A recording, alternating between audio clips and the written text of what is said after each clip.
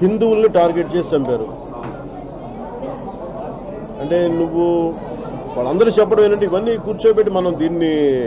ద్వేషాలు పెంచడం ఇవన్నీ కాదు కానీ నువ్వు హిందువా నాన్ హిందువా అంటే అది చాలా అమానుషంగా వాళ్ళ చేత వాళ్ళు అడుగుతూ ఒక్కరితో మాట్లాడుతుంటే వాళ్ళు చెప్తుంది ఏంటంటే కల్మా చదవమన్నారు మాకు రాదనగానే కూర్చోబెట్టి అంటే ఎంత బాధాకరంగా అనిపించిందంటే నేను బుల్లెట్స్ బాడీలో దిగినాయి అనుకున్నాను కానీ తల చుట్టూ గుడ్డ కట్టేస్తుంది ఏముంది అంటే స్థలం లేదు సగం తల లేదు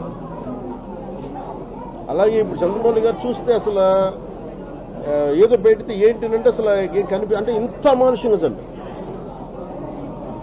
అంటే ఇది irrespective of religion irrespective of region మన కల్చరల్ సాంస్కృతిక డిఫరెన్సెస్ కానీ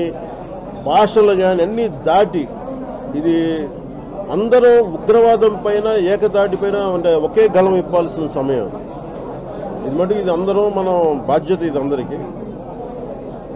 ఎందుకంటే ఈ రోజున చనిపోయారు మిగిలిపోయిన వాళ్ళకి వాళ్ళ ఉగ్రవాదుల ఆలోచన కూడా ఏంటంటే బాధ కలిగించాలని ఈరోజు చనిపోయిన ఈ దాదాపు 30 మంది వాళ్ళకి కలిగింది దేశం మొత్తానికి కలిగింది బాధ దేశం మొత్తానికి క్షోభ అంటే వాళ్ళు ఏ ఉద్దేశంతో ఇలా మనకు ఇలా జరిగితే హిందువులు ముస్లింలు కొట్టుకుంటారన్న ఆలోచన అవి జరగవు కానీ బట్ ఖచ్చితంగా ఏ ఉగ్రవాదులు అయితే చేశారో వాళ్ళ మటుకు వ్యక్తి ఒక్కొక్కరిని ఖచ్చితంగా ఎరివేయటం కేంద్ర ప్రభుత్వం నరేంద్ర మోదీ గారి నాయకత్వంలో ఖచ్చితంగా జరుగుతుంది అలాగే దీని వెనక ఎవరున్నా కానీ ఏ స్థాయి వ్యక్తులు దేశాలు కావచ్చు పాకిస్తాన్ లాంటి దేశం కావచ్చు ఎవరున్నా కానీ చాలా ఖచ్చితమైన చర్యలు ఉంటాయనేది ప్రధానమంత్రి గారు మనందరికీ మధ్యాహ్నం కూడా తెలియజేశారు ఇది ఇలాంటి సమయంలో ఇర్రెస్పెక్టివ్ ఆఫ్ పొలిటికల్ పార్టీస్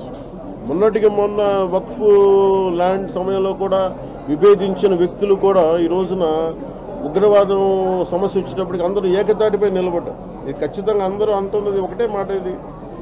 మీరు హిందువులా కాదా అని చెప్పి టార్గెట్ చేసి మరి చంపారు ఇట్స్ టార్గెటెడ్ హిందూ కిల్లింగ్ ఇది there is no second thought about it దీన్ని షుగర్ కోట్ చేయాల్సిన అవసరం ఇది వాస్తవం అంతే ఈ వాస్తవాన్ని అందరం గ్రహించి అలాగే ఎవరన్నా సరే మనకి దేశంలో అంతర్గత సమస్యలు ఏమైనా మొదలవుతాయి అట్లాగే జరగవు ఇవన్నీ వీఆర్ వెరీ క్లియర్ ఉగ్రవాదులు అనేవాళ్ళు ఖచ్చితంగా వాళ్ళు ఇస్లాం పాటిస్తున్న వాళ్ళు అది వాస్తవం కానీ ఉగ్రవాదం వేరు అలాగే మామూలుగా శాంతిపూర్వకంగా శాంతి భద్రతలను కోరుకునే ముస్లిం సమాజం వేరు అది స్పష్టత మా అందరికీ ఉంది ఎన్డీఏ ప్రభుత్వానికి ఉంది మా అందరికీ క్లారిటీ ఉంది కానీ ఉగ్రవాదులు మన కశ్మీర్లో చేసింది మటుకు హిందువుల్ని గతంలో కశ్మీరీ పండిట్స్ని 3 లక్షల మంది కశ్మీరీ పండిట్స్ని ఎలా టార్గెట్ చేసి కొన్ని శతాబ్దాలుగా అక్కడే పుట్టి పెరిగి సాటి ముస్లింలతోటి పుట్టి పెరిగి అలాగే ఉంటారు అక్కడ మీరు వెళ్ళి చూస్తే కశ్మీరీ పండిట్కిను కశ్మీరీ ముస్లింకి తేడా ఉండదు అందరూ ఒకటే జీన్ కాదు ఇద్దరు మతాలు వేరంతే కానీ హిందువులు అని చెప్పి ఆ రోజున 3 లక్షల మందిని టార్గెట్ చేసి చంపేశారు కొంతమంది ఇంతే దారుణంగా ఆ రోజున మనకి ఇంత మీడియా లేదు ఆ రోజున మనం ఎవరు స్పందించలేకపోయాం కానీ ఈ రోజున మనం అందరం కూడా స్పందించాల్సిన అవసరం ఉంది దీన్ని అందరికీ మాట్లాడుతున్న మీరు ఇలాంటి సమయంలో చాలామంది ఉగ్రవాదుల గురించి నేను ఎందుకు 3 రోజులు నేను పార్టీ నాయకులందరికీ కూడా మా ఎమ్మెల్యేస్ అందరికీ కూడా ఎందుకు మీరు హాఫ్ మ్యాచ్ ఎందుకు చేయమన్నానంటే ఇది రిపీటెడ్ గొడవ ఎక్కడో మన ఉత్తరాదిలో జరిగింది కశ్మీర్లో జరిగింది మనకు సంబంధం లేదంటే ఒక బాంబు బ్లాస్ట్ అయినా లేదంటే మీకు అక్కడ కశ్మీర్లో ఒక తూటా పేలినా సరిహద్దులో గొడవ జరిగిన భారతదేశం మొత్తం ఆ ప్రకంపనలు వినిపిస్తాయి ఈ రోజున అక్కడ చంపితే ఒక 26-29 మంది చంపారు మనకు సంబంధం లేదు అనుకోవడానికి లేదు ఈ రోజున చంద్రమౌళి గారు వైజాగ్లో చంద్రమౌళి గారు చనిపోయారు ఆయన భార్య ముందు చంపేశారు అలాగే ఇప్పుడు చూస్తే మధుసూదన్ గారి మొత్తం భార్య బిడ్డలు 2 ఆడబిడ్డ మగబిడ్డ 3 ముందు చంపేశారు సో దీనికి అక్కడ జరిగింది ఇక్కడ మనకు స్పందన లేదు ఇది మనకు సంబంధం లేదు అనుకోండి ఇది మనకు సంబంధం దాని ఉద్దేశంతో నేను 3 రోజులు ఇది హాఫ్ మ్యాచ్ చేయమని చెప్పాను సగం జెండాని మీరు చేసి ఇది మన సంతాపం తెలియాల్సిన అవసరం ఆ రోజున నేను ప్రతిపాదన నేను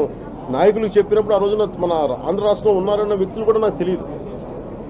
కానీ ఈరోజు ఒక్కొక్క ప్రత్యక్షంగా నేను వాళ్ళు చెప్తుంది ఏంటంటే నిజంగా కడుపు తరుక్కుపోయింది. చాలా చాలా బాధేస్తుంది. అందుకని ఇది అలాగే సోషల్ మీడియాలో కూడా మేడం అనిత గారికి కూడా చెప్తున్నాను. మేడం నా రిక్వెస్ట్ కూడా ఏంటంటే ఎనీ యాంటీ నేషనల్ స్థానికంగా ఉన్న సోషల్ మీడియాలో కూడా ఎవరన్నా సరే ఇష్టారాజ్యంగా మాట్లాడినా భారతదేశ సార్వభౌమత్వానికి కానీ భారతదేశ సమగ్రతకు కానీ భారతదేశానికి సంబంధించిన అంతర్గత విషయాల మీద పిచ్చి పిచ్చి కామెంట్లు చేసిన సోషల్ మీడియా కామెంట్లు చేసిన చాలా స్టర్న్ యాక్షన్ తీసుకోవాలని హోంమంత్రి గారిని అనిత గారికి నేను తెలియజేసుకుంటాను. నా పరిధిలో లేదు కాబట్టి ఆవిడ పరిధిలో ఉంది కాబట్టి ఖచ్చితంగా మీరు సోషల్ మీడియాలో any anti Indian rhetoric anti Bharat rhetoric కనుక ఉండుంటే మీరు వెంటనే చాలా తీవ్రమైన మీరు సెక్షన్లతో కేసులు మీరు నమోదు చేశారు. ఎందుకంటే మీరు ఇలాంటి సమయంలో పిచ్చి పిచ్చి ఆర్గ్యుమెంట్స్ కానీ పిచ్చి వాదనలకు కానీ ఇవన్నీ దారి తీయకుండా ఉండాలంటే ఖచ్చితంగా కొంత సోషల్ మీడియాని ఇలాంటి కట్టడి చేయాల్సిన అవసరం ఉంది. అది మేడం అనిత గారిని సిస్టర్ అనిత గారిని కూడా నేను కోరుకుంటా ఉన్నాను. ఇది మీడియా వారికి కూడా నేను సోదరు